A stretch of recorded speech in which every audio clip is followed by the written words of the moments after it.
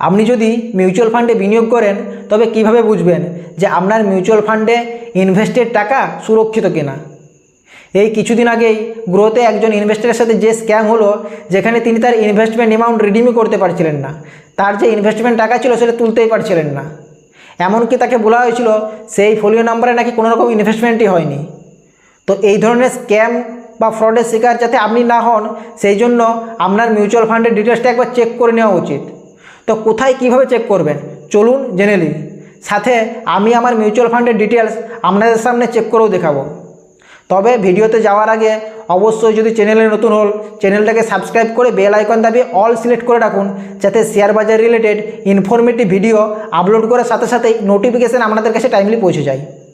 তো আপনি যে মিউচুয়াল ফান্ডে বিনিয়োগ করেন বা যে মিউচুয়াল ফান্ড এএমসিতে বিনিয়োগ করেন, সেই এএমসি ইন্ডিয়ার যে দুটো আরটিএ আছে, আরটিএ মানে register of transfer agent, 1 number camps, 2 নম্বর ক্যাফিনটেক, এই দুটো আরটিএর মধ্যে যে কোনো একটার সাথে যুক্ত থাকে।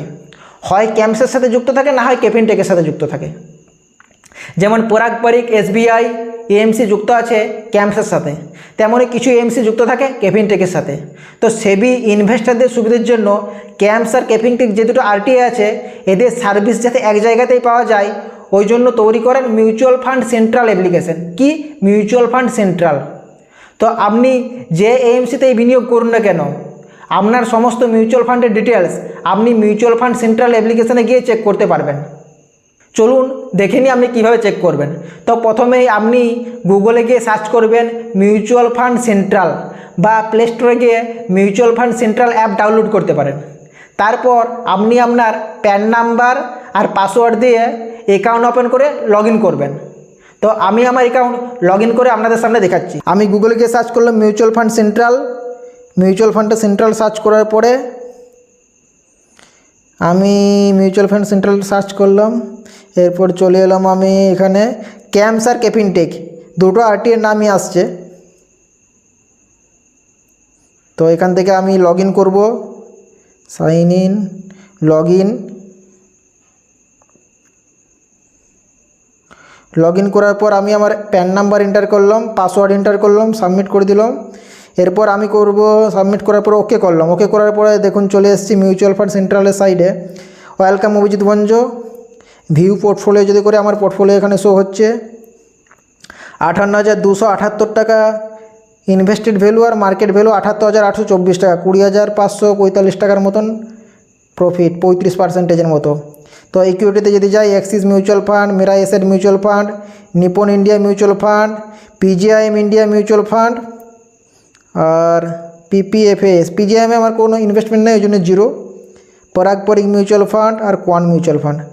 তো আমি যে যে মিউচুয়াল ফান্ডে ইনভেস্টমেন্ট করছি সেগুলো সব শো করছে। তো একে একে আমি এগুলো চেক করে নিই ভ্যালু কত আছে। তো অ্যাক্সিসে 15,893, 22,960 ঠিক আছে। মেরা এসেটও ঠিক আছে, 499, 967 টাকা মার্কেট ভ্যালু। নিপন ইন্ডিয়া 12,999, 16,484, 3,485 টাকার মতন প্রফিট আছে, 26%। ঠিক আছে। পিজিএমে কোনো ইনভেস্টমেন্ট নেই, ওই জন্য 0। পিপিএফে পরাগ পারিকে 15,886, 22,116 মার্কেট ভ্যালু। ঠিক আছে। রিটার্ন 39.21%, ঠিকঠাক রিটার্ন, মানে ঠিকই আছে। কোয়ান্টে 12,999, ঠিক আছে। তো আমি আমার মিউচুয়াল ফান্ডের সমস্ত ডিটেলস চেক করলাম, দেখলাম সব ঠিকঠাক আছে। তো আপনারাও এইভাবে মিউচুয়াল ফান্ড সেন্ট্রাল গিয়ে আপনাদের মিউচুয়াল ফান্ডের ডিটেলস চেক করতে পারেন। যদি সব ঠিকঠাক থাকে, ভয়ের কোনো কারণ নেই, আপনাদের মিউচুয়াল ফান্ডে ইনভেস্টেড টাকা সুরক্ষিত। তো ভিডিওটা যদি ভালো লাগে অবশ্যই ভিডিওটাকে লাইক, শেয়ার, কমেন্ট করুন। চলুন দেখা হবে নেক্সট ভিডিওতে। জয় হিন্দ, জয় ভারত।